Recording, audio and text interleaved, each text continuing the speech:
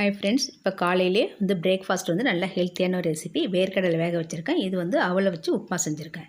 இதுக்கு எண்ணெய் விட்டு கடுகு, கடலைப்பருப்பு, உளுத்தம்பருப்பு போட்டு நல்லா தாளிச்சிக்கலாம். தாளிச்சிட்டு இதில் கொஞ்சமாக ஒரு 2 3 சின்ன வெங்காயம், ஒரு பச்சை மிளகாய், பெருங்காயத்தூள், இதோட கருவேப்பிலை போட்டு நல்லா வதக்கிட்டு கொஞ்சம் மஞ்சத்தூளும் போட்டு வதக்கிப்போம். கொஞ்சம் கலருக்காக அவளை நான் ஊற வச்சுட்டேன். சும்மா ஒரு 2 நிமிஷம் தான் ஊற வச்சேன். உப்பு போட்டு ஊற வச்சு தண்ணியை வடிகட்டி இப்போ இதோட சேர்த்துரும். இது சேர்த்த பிறகு இதோட நான் கொஞ்சம் வேர்க்கடலை நல்லா தோல் எடுத்து வச்சுருக்கேன். இப்போ இது உப்புமா ரெடி ஆகிடுச்சு. கொத்தமல்லி தூவி இந்த வேர்க்கடலையும் தூவின அவல் உப்புமா ரெடி ஆகிடும். இது ரொம்ப ஹெல்த்தியானது. இதில் நோய் எதிர்ப்பு சக்தி அதிகமாக இருக்குது. கோல்டு பிடிச்சவங்களாம் சாப்பிடும்போது இதனுடைய உடம்பு நல்லா குணமாகும்.